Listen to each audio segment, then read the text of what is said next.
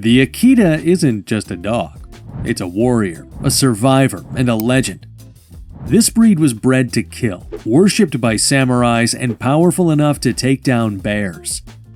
But when Japan no longer needed warriors, the Akita was sentenced to extinction. Yet somehow, the Akita survived. Today, we're uncovering the untold history of this powerful breed, how it rose to the top, how it almost disappeared forever, and how one single dog changed everything. Origins, pre-1500s. Long before Japan was a unified nation, the Akita Inu thrived in the remote, snow-covered mountains of Tohoku, where only the strongest could survive. These dogs descended from the Matagi Inu, an ancient breed developed by Japanese hunters who relied on them to track, chase, and take down some of the country's most dangerous predators, including wild boars, deer, and even bears. Unlike typical hunting dogs that assisted from a distance, the Matagi dogs were bred to engage prey directly, using their raw power and sharp instincts to hold their target at bay while hunters arrived to deliver the final blow. Their thick double coats shielded them from freezing temperatures, their curled tails helped conserve body heat, and their compact yet muscular builds allowed them to move swiftly through treacherous mountain terrain. But these dogs were more than just hunters. They were indispensable partners in survival. In the isolated regions of northern Japan where food was scarce and winters were merciless, a well-trained Matagi dog could mean the difference between life and death. Over time, as villages expanded and human settlements became more structured, these formidable hunters took on a new role: guardians of homes and protectors of families. Their ability to deter intruders, wild animals, and rival clans made them invaluable, and their unwavering loyalty earned them a place not just by the fireside, but in the hearts of those they served.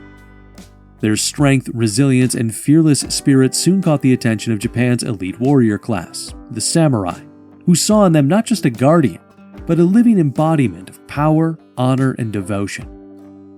What began as a rugged hunting companion would soon evolve into one of Japan's most revered warrior dogs, marking the beginning of the Akita's legendary journey.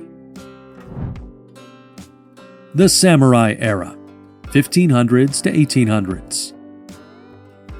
By the 16th century, Japan had entered a period of constant warfare and political turmoil, with samurai clans and daimyo, or feudal lords, battling for power. Security became a top priority, and elite warriors required fearless, intelligent, and powerful guardians to protect their homes, family, and warlords. The Akita Inu, already known as a skilled hunter, quickly gained a reputation as a formidable protector. Samurai warriors selectively bred them for size, strength, and aggression, ensuring they could defend against intruders, subdue rival warriors, and even take down dangerous wild predators. Their role expanded beyond hunting as they became castle guards, personal bodyguards, and loyal battle companions. Owning an Akita was not only a military advantage but also became a mark of prestige, and by this time only aristocrats and samurai were permitted to own them. In fact, the breed was so highly revered that laws were passed making it illegal for commoners to own, harm, or kill an Akita, with severe punishments, including execution, for those who disrespected these warrior dogs. As status symbols, Akitas were lavishly cared for, with personal caretakers assigned to feed, train, and groom them. They wore ornate collars and ceremonial leashes with colors and designs signifying the rank of their owner. These laws and customs ensured that the Akita remained a symbol of strength, power, and loyalty for nearly 300 years. However, by the late 19th century, Japan was undergoing rapid modernization. The Meiji Restoration of 1868 marked the end of the samurai class in the feudal system, dismantling many of the traditions that had long protected the Akita. With the decline of the samurai, the Akita lost its elite status, and the breed's future became uncertain and threatened. As Japan embraced new influences and industrialization, the Akita would soon face crossbreeding, exploitation in dogfighting, and near extinction, marking the beginning of one of the most challenging periods in its history. Near extinction, 1800s to 1900s. As Japan entered the Meiji era, which started from 1868 and ended in 1912, the country underwent a profound transformation. shifting from a feudal society ruled by samurai to a rapidly modernizing industrial nation. The samurai class was abolished, and with them many of the traditions that had defined Japan's warrior culture, including the protection of the Akita Inu. No longer a status symbol of the elite, the breed lost its privileged position, and without government-enforced breeding regulations, its future became uncertain. Once bred for their loyalty, intelligence, and hunting prowess, Akitas were now at the mercy of a society that no longer had a place for them. At the same time, Japan saw a surge in dogfighting, a brutal blood sport that catered to the growing urban population. Unlike the noble samurai who had once bred Akitas for guarding and companionship, dogfighters prioritized sheer aggression, stamina, and physical dominance. The Akita, once known for its balanced temperament and dignified nature, was now seen as just another fighter to be enhanced and modified for the ring. In pursuit of larger, stronger, and more aggressive dogs, breeders began crossbreeding Akitas with foreign fighting breeds such as the Tosa Inu, known for its endurance and combat skills, Mastiffs and Great Danes, which contributed size and brute strength, and German Shepherds, which were favored for their trainability and obedience. This uncontrolled crossbreeding erased much of what made the Akita unique. By the early 1900s, the once distinctive breed had nearly vanished, replaced by mixed-breed dogs that retained few of the Akita's original characteristics. The signature curled tail, sharp triangular ears, and fox-like expression were disappearing, replaced by floppy ears, altered body structures, and unstable temperaments. The noble hunting and guardian dog of Japan's past was now a fragmented breed, its lineage blurred by decades of forced breeding for combat. As Japan continued to modernize, the Akita found itself on the brink of extinction. Purebred Akitas became rare, and their original purpose as hunting companions and protectors had been all but forgotten. The breed that once stood beside samurai warriors and guarded castles had been reduced to a tool for blood sport, its survival hanging by a thread. However, amidst this decline, there were still a few who saw the true value of the Akita and sought to preserve its historical significance and noble traits. Their efforts were small in comparison to the dominance of fighting dog breeders, and for many it seemed as though the purebred Akita would disappear forever. But just as the breed faced total obscurity, a single dog changed everything. In 1923, an Akita puppy named Hachikō was born, and his story of unwavering loyalty and devotion would capture the heart of an entire nation. Hachikō, 1920s to 1930s. In 1923, a university professor, Hachikō Ueno, adopted a golden red Akita puppy named Hachikō, a breed that was already becoming rare in Japan. The two formed a daily routine.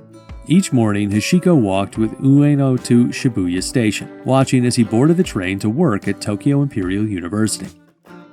In the evening, the dog would return to the station at the exact time of his master's train, waiting patiently for his return. On May 25, 1925, Professor Ueno died unexpectedly at work and never came back. But Hachikō didn't understand. He continued to show up at Shibuya Station every day, waiting in the same spot at the same time just as he always had.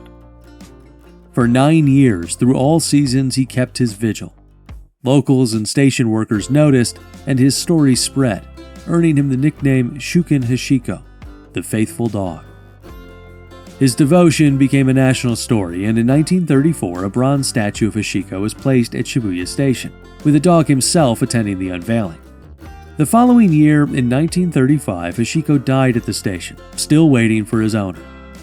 His body was later preserved at the National Museum of Nature and Science.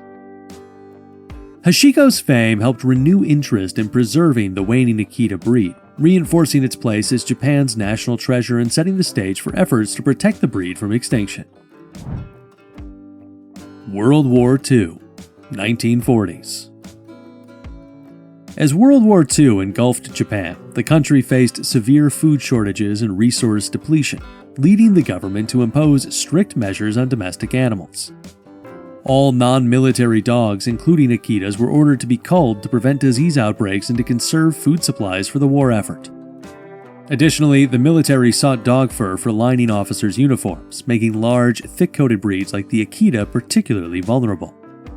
The government's directive led to the mass slaughter of thousands of Akitas, pushing the breed to the brink of extinction once again.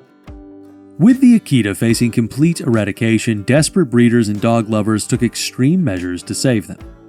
Some hid their dogs in remote mountain villages, far from government inspections, while others crossbred Akitas with German Shepherds, a breed exempt from culling due to its use in military service. This strategic crossbreeding allowed many Akitas to be reclassified as military dogs, sparing them from execution but further diluting the breed's purity. Among those determined to preserve the true Akita Inu was Mori Sawateishi, an engineer who defied wartime policies to secretly protect the breed. While struggling to find enough food for his own family, Sawateishi managed to hide 2 purebred Akitas on his remote mountain property, ensuring that at least a small part of the original bloodline survived. His efforts, along with a handful of other committed breeders, became the foundation for the post-war rebuilding of the Akita breed. By the end of the war, only a few purebred Akitas remained in Japan, and their numbers had been drastically reduced.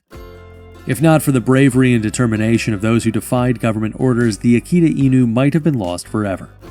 Instead, these survivors would go on to play a crucial role in reviving the breed, ensuring that Japan's loyal warrior dog lived to see another chapter in history. Journey to America, 1945 to 1950s. The Akita's journey to the West began in 1937, when Helen Keller became the first known American to own an Akita. While visiting Japan, she expressed admiration for the breed, and in response, the Japanese government gifted her a young Akita named Hachikō. Unfortunately, the dog died of distemper shortly after arriving in the US, but a second Akita, Kenzengo, was sent as a replacement. Keller was deeply moved by the breed's loyalty and temperament, calling them angels in fur and helping introduce the Akita to the American public. Following World War II, American soldiers stationed in Japan were introduced to the Akita Inu, a breed that had barely survived the war. Fascinated by the loyalty, intelligence, and striking appearance of these dogs, many servicemen began bringing Akitas back to the United States as personal companions. This influx of Akitas into America marked the beginning of a significant transformation for the breed, eventually leading to the development of what is now known as the American Akita. The American Akita is larger, heavier, and more robust, with a broader head and a bear-like face, in contrast to the fox-like features and refined build of the Japanese Akita Inu. Over time, this divergence in breeding preferences led to 2 distinct bloodlines: the Japanese Akita Inu, which remained true to the original Spitz-type look, and the American Akita, which was bulkier, more muscular, and had a stronger guarding instinct. The growing differences between the Japanese and American Akitas led to controversies among breeders. For decades, both types of Akita were considered the same breed, but tensions grew as Japan sought to preserve the original Akita Inu, while American breeders continued to develop a larger and more powerful version. Eventually, in 1972, the American Kennel Club, or AKC, formally recognized the Akita as a breed in the working group, but at the time, it did not distinguish between the Japanese and American types. It wasn't until 1999 that the American Akita and the Japanese Akita Inu were officially recognized as separate breeds by the Fédération Cynologique Internationale, the international governing body for dog breeds. Despite this, the AKC still does not recognize them as separate breeds and allows both variations to compete together, further cementing the differences between the Japanese and American Akita. Today, both Akita breeds have thriving populations worldwide, with the Japanese Akita Inu remaining deeply tied to its cultural roots in Japan, while the American Akita has gained popularity as a protective and powerful companion dog in the United States and beyond. The Akita today, 2000s to present. Today, the Akita remains a unique and highly respected breed, cherished for its strength, loyalty, and protective nature. While not among the most commonly owned breeds, it has developed a dedicated following among those who appreciate its independent personality and deep devotion to its family. Though Akitas do not consistently rank among the top 25 most popular breeds in the American Kennel Club (AKC) rankings, they have held a steady presence within the top 50 in recent years. In 2020, the Akita maintained its place as a lesser-known but respected breed, a trend that continued in 2021, 2022, and 2023. While it has never reached mainstream popularity like Labrador Retrievers or German Shepherds, the Akita has carved out a reputation as a breed for those who value its distinct temperament and strong, independent nature. The breed has also gained recognition due to its association with well-known public figures. Besides Helen Keller in more recent years, celebrities such as Henry Cavill, Sarah Michelle Gellar, and rapper Drake have helped shine a spotlight on the Akita, with many sharing their admiration for the breed's intelligence and unwavering loyalty. Owning an Akita today comes with unique challenges and responsibilities. They are not a breed for first-time dog owners, as their strong-willed, independent nature requires experienced handling.